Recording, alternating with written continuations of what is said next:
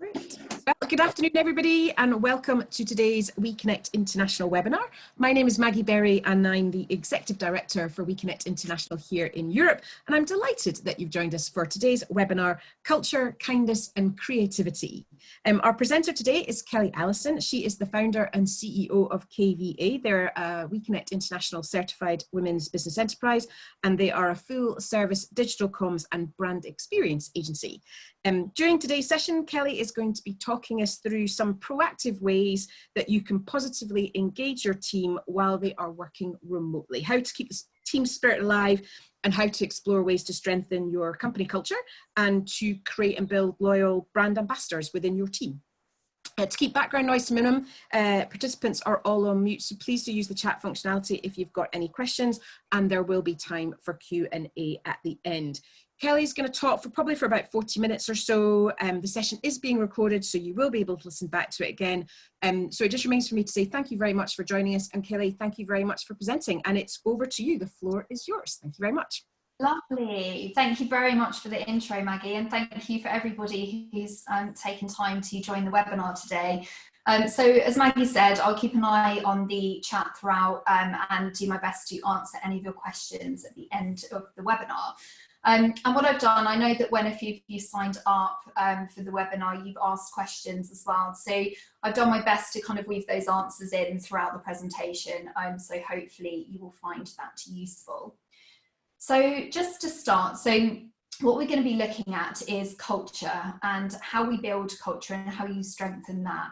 And actually, why is that important? So how can that positively influence your business? And then kindness in business, not often something that is used as a term together really.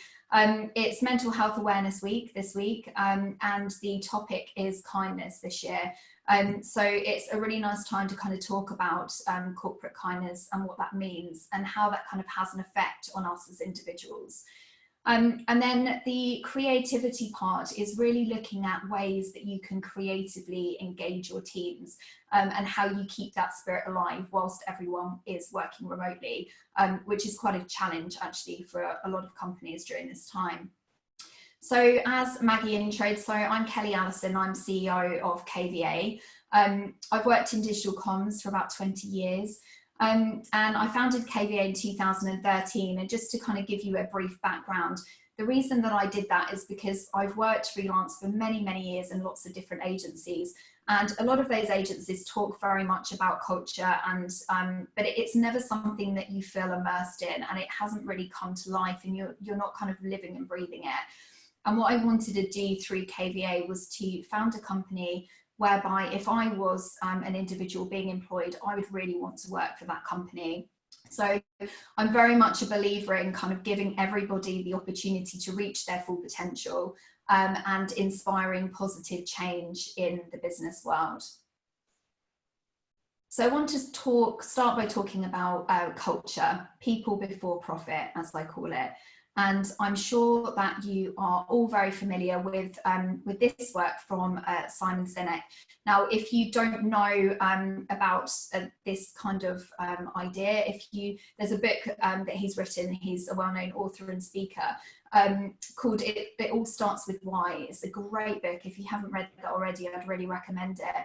And it's quite an interesting concept when we apply it to employee engagement, because a lot of companies know what they do and a lot of companies know how they do it. And I think in this day and age, actually, a lot of companies also know why, and we understand why that's important. But when we apply that to our internal teams, a lot of our employees don't necessarily know the why element. And that's kind of something that is very much within the head of the leader. It's the kind of vision and the purpose behind the company. So if you take an office manager, for example, you know, why do they get out of bed every morning to come and work for your company? And, you know, why do they know why your company exists and why should they really care? So I think that's quite a kind of interesting concept to look at how how we allow our employees to be able to live. I think you need to go onto mute. Thank you. Sorry. So I just want to start with sharing a video, which is a campaign based on the Think Different advertising by Apple. Now this advert that I'm about to show you is from 1997, so it's 23 years old, which is quite amazing. So just bear that in mind when you hear this. Here's to the crazy ones, the misfits, the rebels, the troublemakers, the round pegs into square holes, the ones who see things differently. They're not fond of rules, and they have no respect for the status quo. You can quote them, disagree with them, glorify or vilify them. About the only thing you can't do is ignore them, because they change things. They push the human race forward. While some may see them as the crazy ones, we see genius. Because the people who are crazy enough to think they can change the world are the ones who do.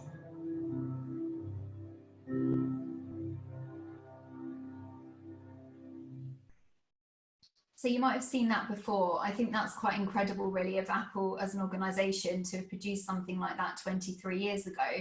And what it shows is that they're not focusing on what they do. They're not even talking about how they do it. There's no kind of mention of their products, but they're selling this kind of feeling and the emotional side and the lifestyle that's connected with the culture of Apple. So they're very much kind of taking what is core to their organization and they're taking it outside of the limits. So they're reaching their customers directly through their culture, which I think is something that we can all work harder to do. So if we look at why it's important to invest in our culture, so I just want to start by showing on the right hand side, there's an image there of a LinkedIn post that I put up 6 months ago. And it was 9 AM on a Friday morning. I walked into the office and there was nobody there. And there was no emails apologising for anyone being late. And I personally loved that. And I know certainly a lot of places I've worked at previously would not be okay with that, but I thought that was great. And actually it meant that everybody felt that they could be flexible in the way that they work. And one of the things that that post showed me is that it went viral. So it reached 100,000 people. And I think that really shows how important it is for people to feel a sense of value and to be able to kind of manage the work-life balance. And ironically, obviously 6 months on from that post, that is probably how the majority of offices will look at 9 AM this Friday morning as well. So we know that human beings fundamentally are simple and that the positive kind of working environment will really impact how people think and how they act and how they feel as well on a day-to-day basis. We know that having a really positive and a strong culture will increase productivity.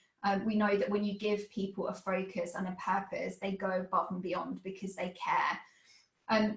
One of the biggest challenges to growing an organisation is when you have a large number of turnover of employees leaving throughout that time. And it's incredibly difficult as you grow a company to be able to keep that sense of culture alive. So one of the things that you can do by building the strength of that culture is to reduce that turnover of employees leaving over the years. And once you create that kind of loyalty and that sense of kind of loyal brand ambassadors, you'll find that then employees will go home and they'll talk about your company outside of work, and it will be something that they're really proud to share and they're proud of where they work. It establishes trust. So as soon as I employ somebody, for example, I'll always give them full trust, and I think that's imperative. Until that trust is kind of broken from either side, it's really important to have that from the outset rather than having a philosophy of trust being earned. And I think allowing employees to reach their full potential is key as well. And bear in mind that this might not be just about working for your company. So there may be people within your organisation who actually have other ambitions, and that's okay too. And there's lots of ways that you can support them to do that equally. We know that positivity and creativity go hand in hand. when you're feeling really good about something and it generally feels right, then you tend to feel more creative. And we know that creativity very much inspires innovation, and we know how important it is to continually innovate in today's world. And then as you grow as a company, being able to attract talent can be difficult, especially if you grow quickly. So if you experience that rapid growth, then you'll understand this point. Being able to have a culture that is kind of so well spoken about and so kind of broadcast, you become well known within your industry sectoral space. And that makes it so much easier to recruit. And you may even find that you have a whole host of CVs sat there ready and waiting as and when the time comes. And one of the things that I've learned over the years is that people really want to feel like they're inside your circle of trust. And that comes back to them feeling connected to you as a leader and understanding the vision and the purpose of where the company is driving to be. So I want to look here at a challenge, the them and us culture. So one of the challenges that I've personally found is that a lot of new employees will be basing actions based on past experience. So when I say the them and us culture, what I'm talking about is when you have a kind of typical division between management or leadership within an organisation and the employees, and you often get resentment there. So you'll have employees kind of feeling that directors of company might have freedom, they might be able to, take a large amounts out of the company, they've got, a healthy lifestyle. There's all these kind of things which we know as leaders aren't necessarily what it takes to be running a business, but that is often the feeling that's there, and that does breed to kind of resentment within a company, which affects the culture. And I think that comes back to treating everybody equally. So when I founded KVA, I wanted very much for everybody to feel valued. So whether you were working as, a junior person within the team, or whether you had many, many years of experience, it's actually drawing on everybody as an equal so that everybody can make sure that they've got a valid contribution to bring. And then fostering an environment of accountability and not blame. Again, it's quite difficult when something goes wrong. You kind of want to find somebody who is at fault so that you can rectify it. But I think that's just such a negative way of doing things. And if you can find a way of actually assigning the accountability and almost make it a positive and a learning experience, you'll tend to find that people come out of that a lot more positive. And then we look at high energy versus low energy or low vibrations. So a lot of leaders kind of expect an office to be, or a team, as we now know it, to be high energy, and everybody is very different. And I think it's about understanding that it's okay to have some people who are high energy and some people who aren't. Actually, if you've got a team together of, 20, 50 high energy individuals, it's going to be quite difficult to get things done. So it's about the balance and understanding that everybody is kind of a human being behind the role that they're fulfilling for your company. And then I just want to tell a quick story about removing the fear factor, which I believe is something that a lot of organisations can do to make CEOs, managing directors seem approachable. So when I left university, my first job, I was a junior designer, and I went to work for a large media company. And as a junior designer, I'd mocked up a cover of a magazine, which is very, very different to anything that had been done before, but I really believed in it. And I spoke to the creative director, and he kind of said, well, the CEO won't go for this, it's different. So I kind of questioned that. And I decided, do you know what, I'm just going to go and speak to the CEO and let's find out what he thinks. So knocked on his office door and went in and spoke to him about what I felt passionately about and the reasons why I thought that change needed to happen. And he signed it off straight away. I got a promotion from it, which was brilliant. But what I remember distinctly was walking back into an open plan office with probably near to 100 people staring at me, saying, we can't believe that you've gone and knocked on a CEO's door. You can't talk to him, he's the CEO. And that, for me, that is still present in so many organisations. And it's a balance of being respectful of somebody's time, but also not being fearful, because everybody is a human being And if you can kind of instill that within your culture, that you're approachable, then you'll get a lot more out of your team. Now, I wanted to show you these statistics. So this comes from Global Web Index, and this looks at employee engagement across the board. So this is quite remarkable, really. Only 29% of people that were surveyed feel like they're engaged within their company, which means that 71% aren't engaged. That, to me, is baffling. It means that if you think about your own teams, your own organisations, and you think that more than 2/3 of those people potentially aren't engaged, they're not on board with your vision. And if you flip that on its head and you think about if you could reach those people and you could turn it so that they were then on board and they were wanting to kind of drive the growth with vision and purpose, it just shows kind of what can be achieved when you shift that mindset.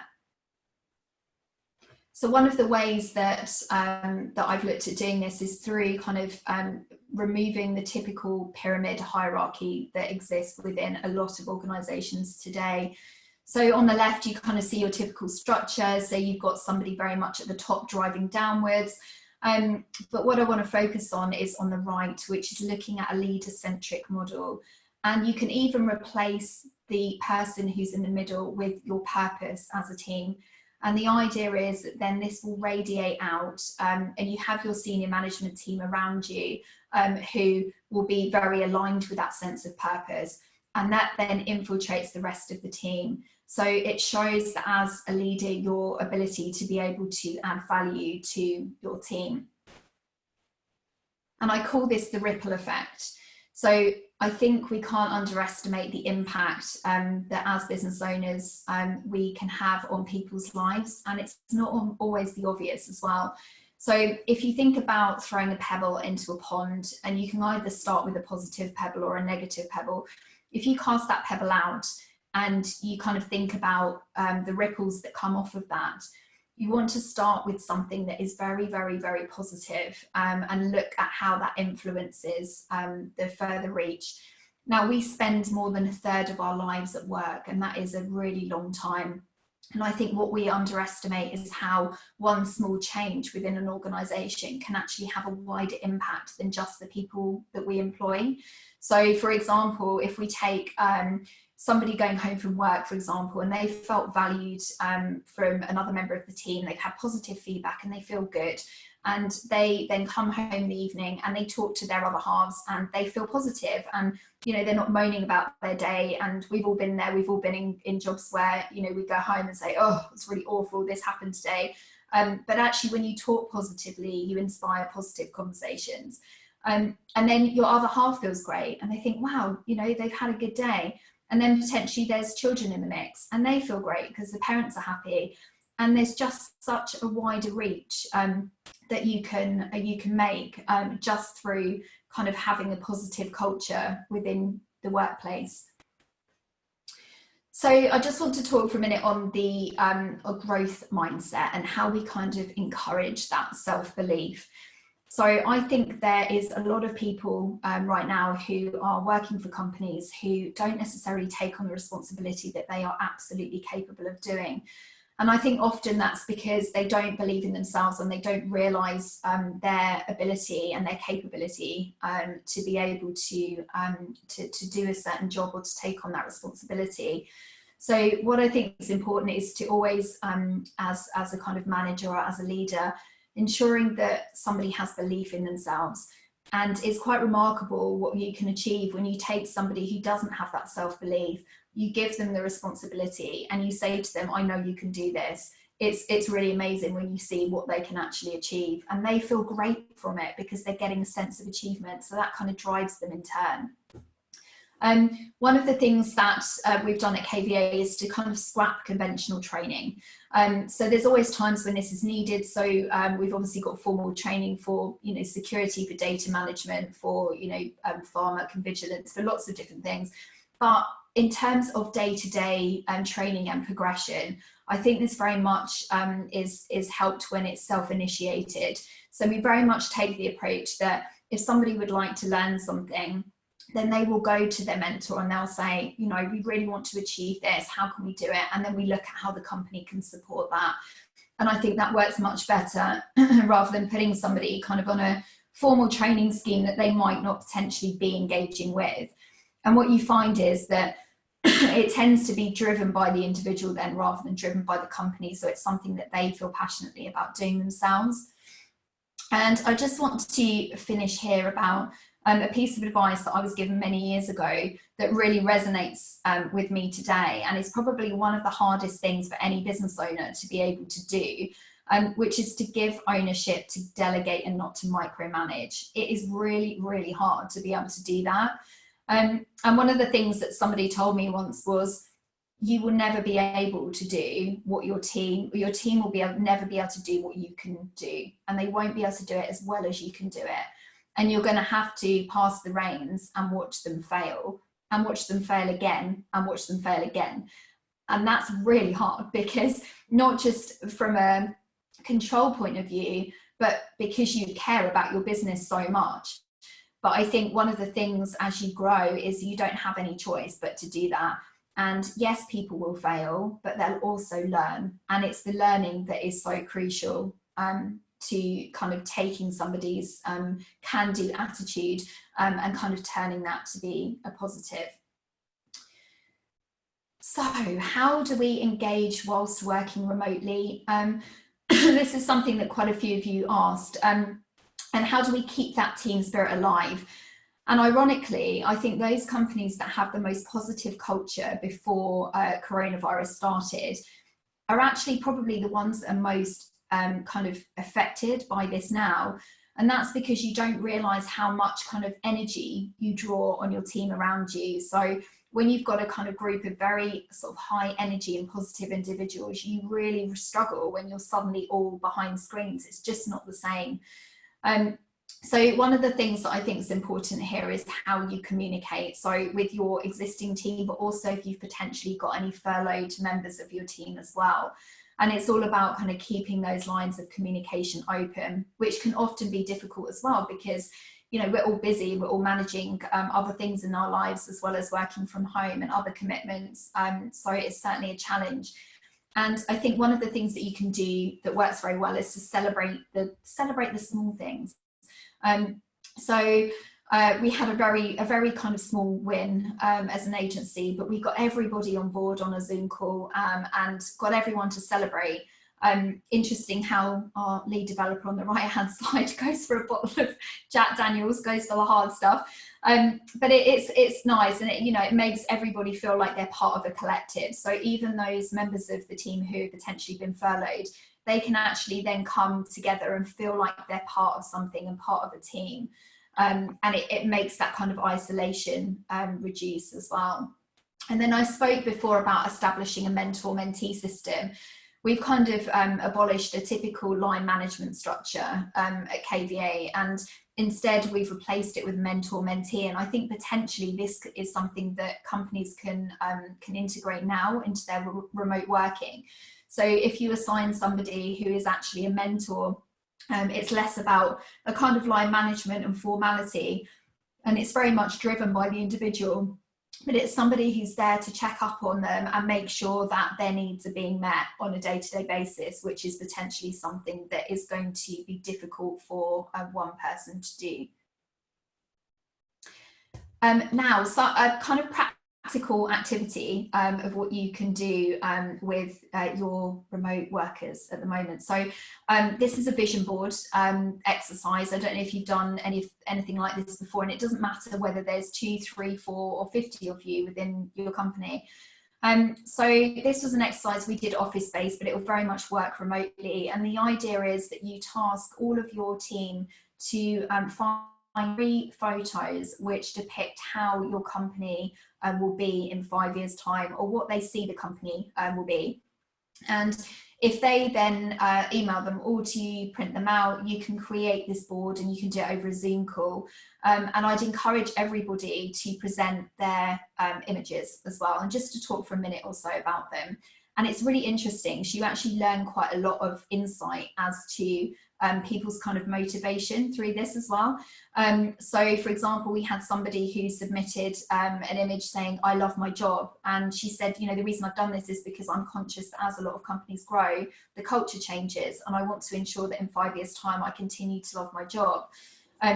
We had somebody else who wanted to make me a lot more visible, so they replaced Alan Sugar with me on The Apprentice, slightly scary, and then a TED talk, for example, or they had me mocked up on BBC News.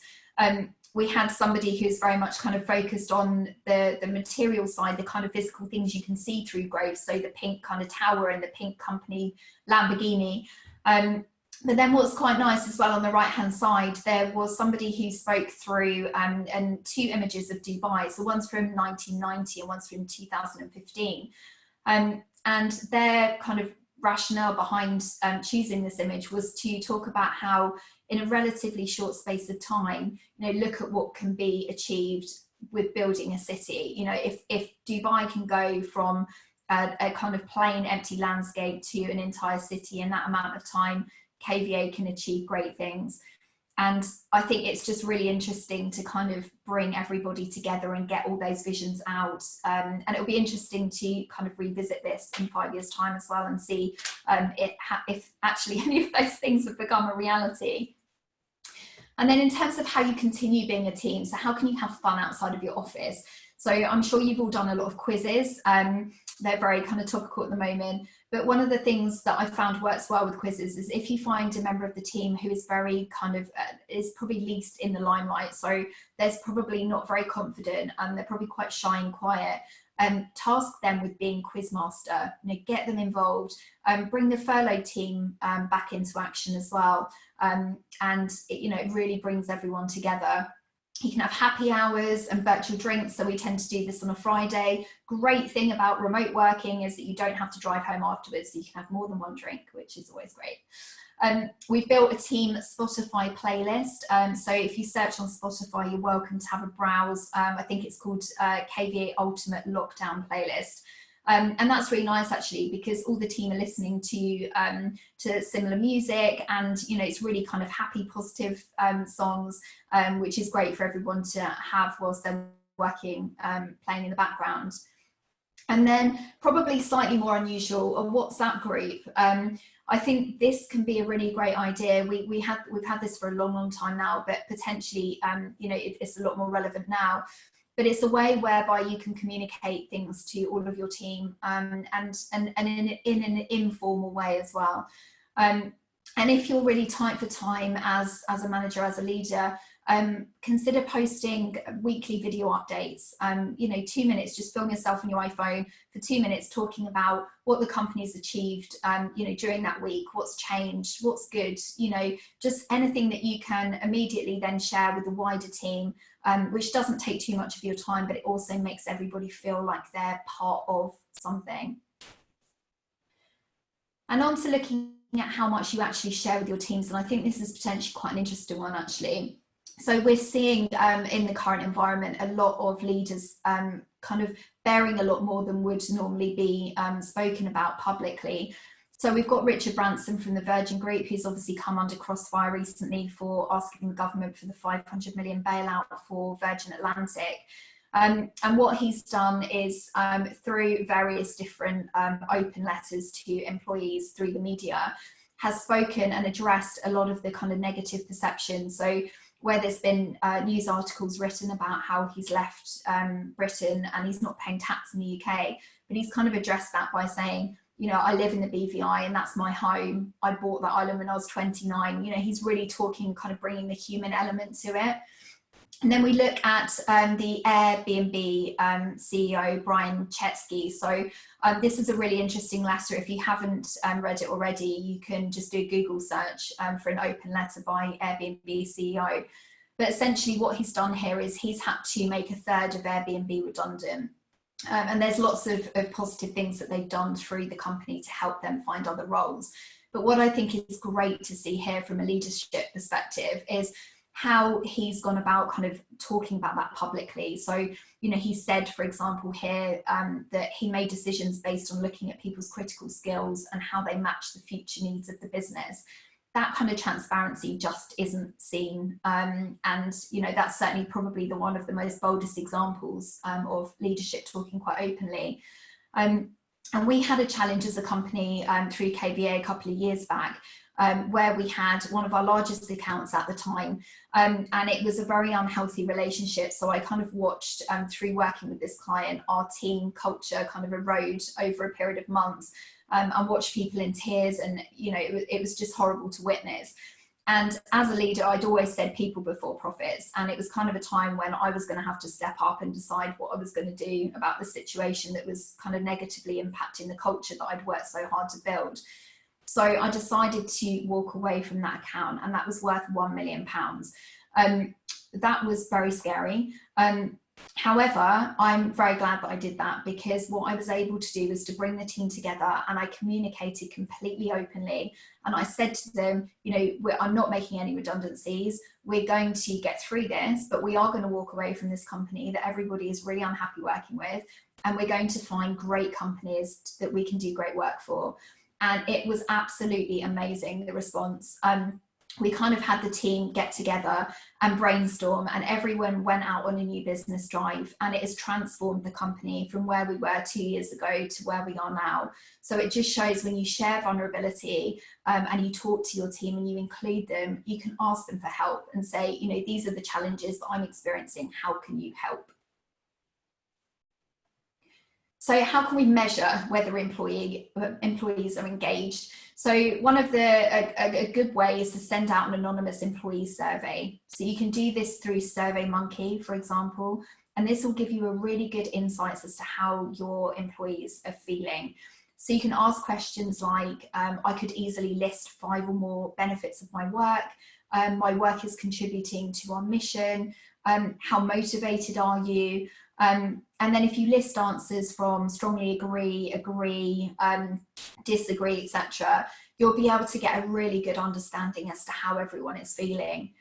And one of the things that we've done recently at KVA is to send out 10 statements via email to ask the team to rank in order of priority what's important to them. So we looked at things like salary, company culture, relationship with colleagues and leadership, etc. And what was really an eye-opener for me here actually was probably 8, 9 and 10 were salary and bonus and the kind of monetary things. And right at the top was the company culture and the relationship and, you know, positive environment, which just goes to show how important it is. And there's lots of ways that you can give back to your team that are above and beyond incentives. They don't have to be monetary in value. Just some examples here of things that we do as a company, for example. So loyalty days after 1 year of service. So we do a spa day or a go-karting day. You can do days off on your birthday. It doesn't cost the company anything really in the grand scheme of things. A discount on your products potentially. Team lunches. So we used to do Waggle Wednesdays and pub lunches to bring the whole team together when somebody joined. Friday beers, you can definitely do that. Thirsty Thursdays, we call them. And then lunchtime activities, so 5-kilometre walks, you can walk that in an hour. That's a really great way of kind of getting everyone together, and potentially you can do that remotely as well.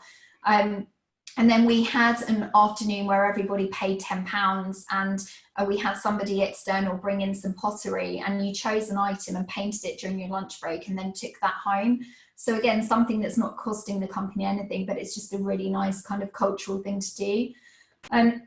Above and beyond all of these things, a simple thank you, just saying thank you works wonders and goes a long way to making somebody feel valued. So I think it's less reward on performance and it's more the celebration. It's more that people remember the feelings that you gave them. They don't remember the money. They don't remember what you gave them. It's all about how you made them feel. So I was on holiday a couple of years ago now in St. Lucia with my family, and I was sat on a beach and reading an inspirational book probably. And I suddenly felt really guilty, and I said to my husband, you know, it's not right that I'm here and my team are back in the office working really hard, because actually it's everybody as a collective that has allowed me to have the funds to be able to come on holiday in the first place. So I want to give back. So I decided there and then that I wasn't going to take a dividend for myself. and I was going to give that back to the team. So I wrote a PowerPoint at 3 o'clock in the morning and took that back to the team and said to them that I was closing the office for a week and I was taking them all on holiday to St. Lucia, which was amazing. And what was interesting, a lot of people have spoken to me about this and said, well, I would never be able to afford to do that.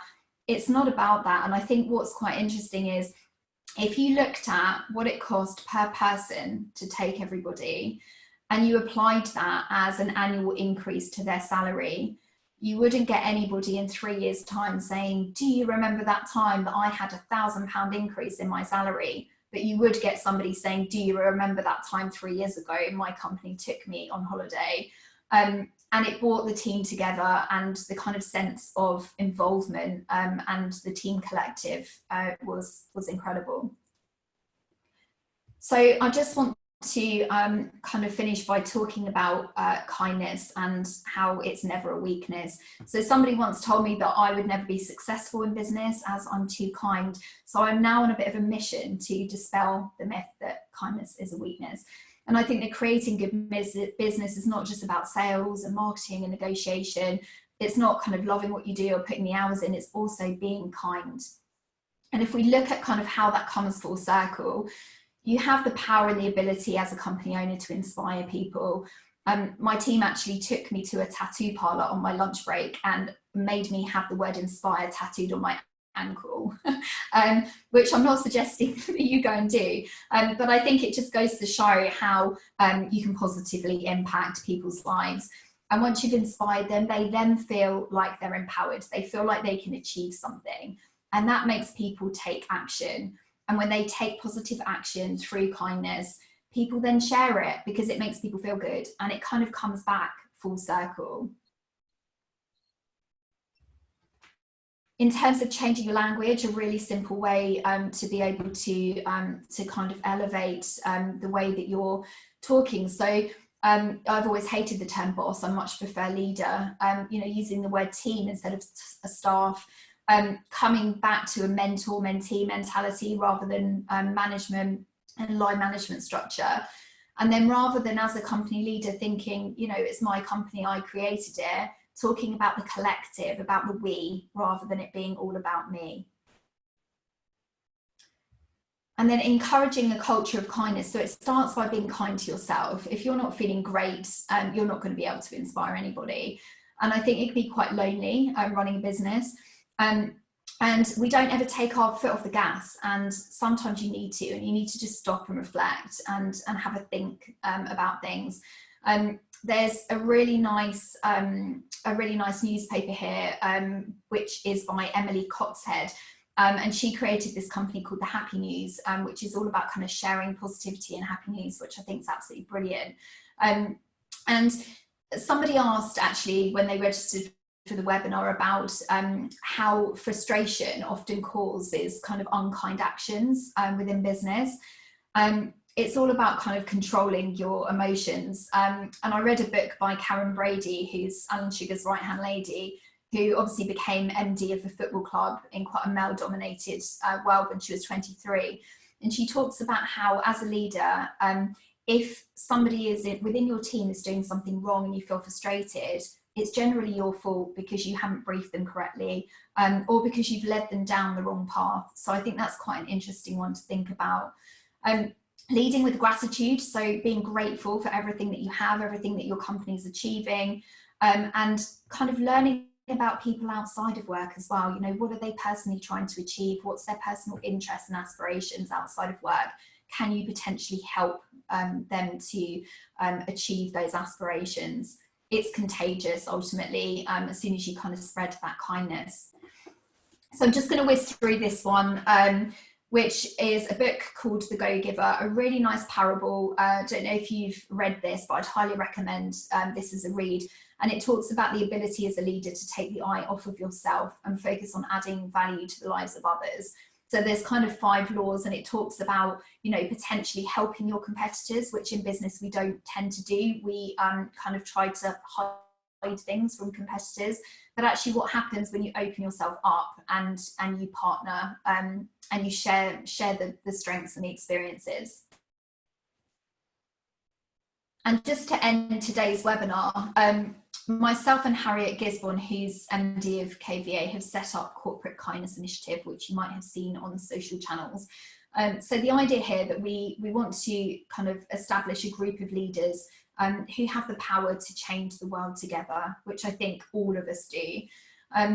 We want to bring together, we'd love to invite everybody who's on the call today to take part in this, and you can register through the website, it's completely free of charge. And essentially it brings all of those companies together to be able to lead the way with kindness. We want to essentially support companies who are believing in empowering people to lead with kindness, recognising the value that that brings, and supporting people to achieve their full potential, being respectful to suppliers and contractors that work for you, and ultimately giving back and kind of making a positive impact on the world.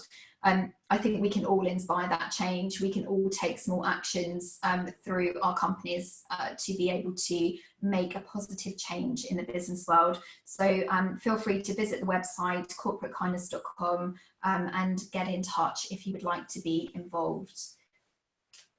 Thank you very much. That brings me to the end of today's webinar. Would anybody like to ask any questions? Kelly, thank you so much. You've covered so many great points, and I love some of the imagery in your slide deck as well. Very, very powerful. If I've just put in the chat box, if you do have any questions for Kelly, please feel free to put them in the chat box, or let me know, and we'll take you off mute and you can ask your question in person. There was a couple of comments as we were going through. I think one of your slides, the point around you know, you're never really probably going to be able to get maybe the team to do things in exactly the way that you would like, but not let it, you know, expect them to fail. And I think Penny just made a point around, you know, obviously as you're hiring people for a team, you want to be hiring people with different skills, maybe better than you at different things. Not necessarily expecting them to fail, but I guess maybe do it differently. I don't know if the two things maybe aren't, failure and doing it differently aren't quite the... No, I think the idea there is that when you tend to delegate and when you grow as a business and you kind of make those hires, it's definitely good to have a broad range of experience. And I think that's where it comes from, kind of more junior members of the team having a voice. So not just kind of listening to the senior management team around you, but listening to everybody, because actually those opinions are often just as valid. But I think the point about watching them fail is more about how, I guess, other people are not necessarily going to be able to manage things in the same way that you would, because it's your business and that's kind of stemming from you and your purpose and your vision.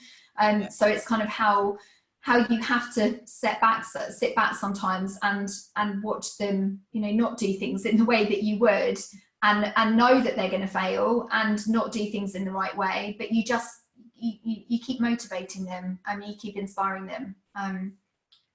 You just keep going.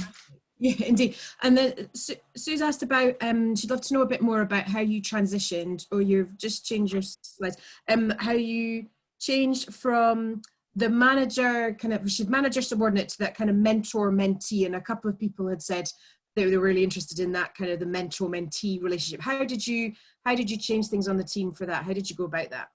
Yeah, so I guess it was easier in a sense for us in that we have never had that kind of formal structure in place, but it has been quite a challenge to senior members of the team who've joined, who've been in organisations where that structure has been in place, and they find that quite difficult that suddenly that's not there. It still is there, it's just in a different format. So it's not kind of having the kind of the formal one-to-ones on, you know, where you're working through goals that somebody else is setting you that probably aren't relevant to you. It's very much a personal approach. And I think when you have a mentor-mentee system, that one person gets to know you very, very well. So there might be things that you're looking to achieve outside of your kind of day-to-day, for example. So it becomes more about the person and less about just looking at the company. Absolutely, great, thank you for that. And Susan, I hope that helps answer that question. If you've got other questions, please do put them in the chat box. And one of the comments that we'd had as people were registering was around measuring examples of how you, I guess, measure, I mean, maybe this question is actually for your company generally, but how you measure success when your teams are working remotely. I'm anticipating this question is kind of based on maybe on a company that isn't used to working remotely, and whether you've put anything in place now that you're working remotely all the time, not just some of the time, whether you've changed anything to kind of keep track of all the good stuff that's happening or not happening. Yeah, no, it's an interesting point. I think it's through conversation. It's through, again, it comes back to the kind of mentor-mentee system, because everybody tends to feed back and talks about, you know, just certain challenges. So you get a really good kind of understanding of where those challenges are. It hasn't changed as much for us, other than what I kind of mentioned in the beginning, with everybody being dispersed, you don't have that kind of positive energy and interaction, and I think that has really impacted. You know, that there's no way of getting around that really.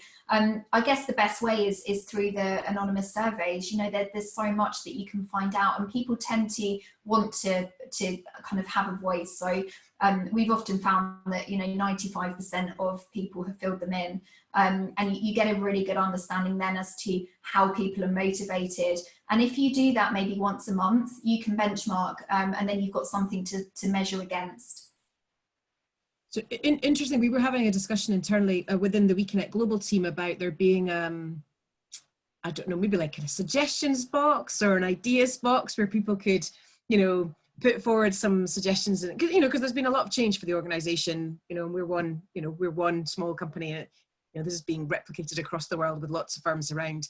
Yeah, how you take that kind of pulse point and check in with staff but in that kind of, in an anonymous way, so nobody feels like there's any finger pointing going on. I don't know if you've got anything like that, or do you just simply use the surveys? Yeah, we tend to just use the surveys and tend to kind of just talk to people and ask them really.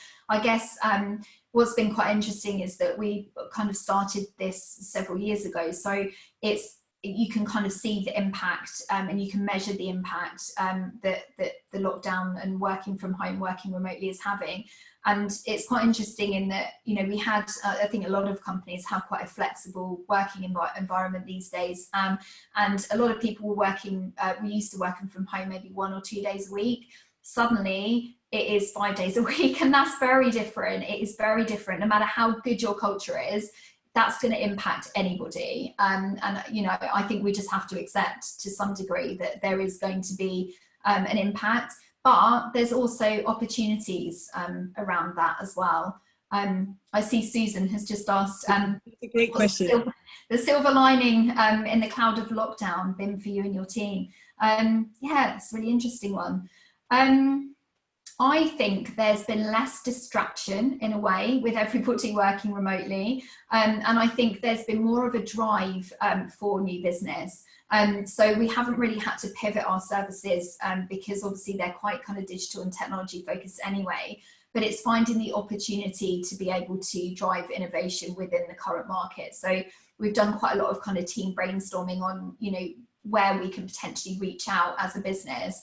And I don't think that would have happened if we were in the office environment. So I think it's given us an opportunity, and we found the opportunity, I guess, to be able to maximise on quite a crappy situation, to be fair. Yes, a very unusual, very unusual situation. Well, there's another, that's a great question. If anybody wants to add in the chat box anything that's been really brilliant in their teams, their kind of silver lining in this lockdown, that would be great as well. Somebody else had asked, what, and this was ahead of time, around, as you've got new employees coming on board, and you said maybe for some people it's quite, you know, if they've not worked, you know, or they're maybe more used to that normal hierarchical management system. As they're coming on board, and as I guess as you're onboarding them, or you know, where your induction, is there anything within that maybe you could share some advice with the group around what works really well for KVA as new employees on board? Yeah, so one of the things that works really well is kind of sitting down. I say sitting down, it's going to be virtual at the moment, isn't it? But having those, I always try and get involved whenever anybody is being onboarded within the team, and I always will do, no matter how kind of big we grow as a company. But it's kind of talking to them face to face to explain why the culture is how it is, and talking about the purpose and the mission, you know, to say, we feel like we want to change the world through kindness. You know, we want to make a positive impact. And hearing it from you, it just makes them feel more immersed. And I guess a lot of the time it's just timing. It's not going to be something where you can convince somebody necessarily. Quite a few of my team have said, we just didn't believe it. We thought, what's going to suddenly happen to us? And, you know, what's going to happen in a few months? You know, they were constantly waiting for something really negative to happen, and it just didn't happen. So it's just kind of, yeah, it's just people getting used to that mindset, and it changes them as people as well. But it takes time. It's not going to happen overnight. No, indeed. Thank you for sharing that. I don't know if there's any more questions. Oh no, we've got one more. What has happened when only... Oh, interesting. So an interesting question about what happens if, I guess if everybody's not on board, if only part of the team management and your leadership style, how does that happen? Although I'm guessing that this is shared during your recruitment process. It is. It's a tough one. It's a funny story. I'll tell it very quickly. My MD crashed into my car at work in the car park by accident. And a new team member that we had came over to her and said, don't bother telling Kelly, just drive away, no one will know. And she was so shocked by that mentality. And she kind of said, no, we don't work like that here. Kelly's lovely. She gives so much to us. I would personally pay to fix her car. You know, I'm not going to do that. And I think, you know, it just takes something to happen and for somebody to realize that the rest of the team are on board. And once you get kind of one person who is slightly kind of negative or not quite on board with that, once they realize why everybody else is, it tends to kind of steer. And I think sometimes things don't work out. You know, we've had people who have kind of, we had somebody leave because they didn't like the office dogs. And that's fine, you know, that's not for everybody. Even though they're there in the interview, you can't please everybody. But all you can do is kind of bring together the best group of people to grow your company. Yeah, absolutely. And I absolutely agree with that. Brilliant. So thank you. This has been great. Thank you for sharing. We will send a follow-up email with some of the links, including some of the links to like the Simon Sinek book and the Goal Giver, as well as the Happy newspaper. I found that as you were it's so cool. Yeah, I'm gonna have like a Facebook page and everything like that. I'm just just before we close, I'm just going to come to Lynn Parker at Funny Women, because we're hosting another online session tomorrow night. With Funny Women doing her hilarious session. And interestingly, Lynn, you commented, and maybe if you come off mute, you commented in the chat box a few moments ago that comedy doesn't always have a kind image. That humour can be viewed differently. I don't know if you want to just say a couple of words about that, and then briefly, very briefly talk about tomorrow's session, if you'd like to join. That's tomorrow night. And maybe Kelly, this would be an example of, you know, as you bring your team together, you could say, come and join the WeConnect online, you know, women session tomorrow evening, that kind of Absolutely. thing. That sounds like a brilliant idea, Maggie.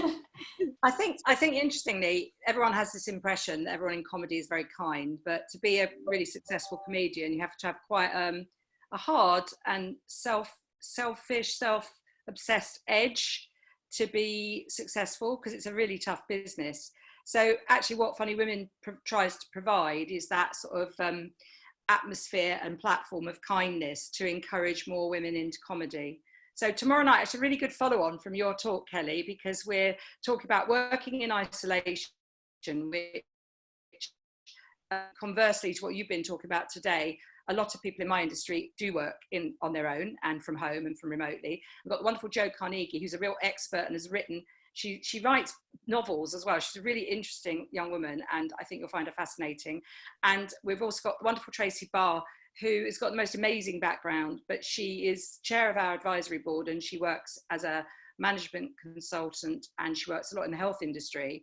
But she's going to give us a little snapshot of how we can create some goals for ourselves. And be kind to ourselves, which is the other really big part of this, is that during lockdown and everything we're all going through, being kind to ourselves is actually key. And then, because we are going to be kind to ourselves, we're going to finish with some comedy. Why not? We've got the great Harriet Brain, who won our Funny Women Awards in 2016. And she's just brilliant and funny and lovely. So we'll all leave on a happy hormone high for Thursday evening. Brilliant. And I say we'll send, thank you, Lynn, and we'll send some of the links, and please do. Catherine said that she's got the corporate kindness logo on their website already. So ladies, as business owner, please do have a look at that. We have shared it with the corporations that we work with as well. And I think there was so much great insight shared by Kelly. There's lots of people nodding, well, not, I couldn't say everybody, but kind of nodding on the chat about how, you know, how much of what you presented today, Kelly, really resonated with them, and what a great way you know, to look at running your business. And I do think one of the key things I see across the WEConnect network, you know, why, you know, the attitude that our business owners bring about how and why they want to run their businesses, and the culture that they want to create. And you're a living embodiment of that. So thank you so much for sharing your insight. We will, I say, we'll get the recording out so people can listen back, and we'll share Kelly's details. So if you would like to get in touch with her, then please do. And I'll just say thank you very much, Kelly. Thank you for sharing. This has been great. Thank you everybody for dialing in. And if you've been listening to this on the recording, thank you for listening until the end. And if there's anything we can help with at WEConnect, please don't hesitate to get in touch with myself, Emma, or Jay. But Kelly, thank you very much. Have a brilliant day. Thanks everyone. Thanks everybody. Thank you ever so much, guys. Thank you. Thanks, everyone. Thank you.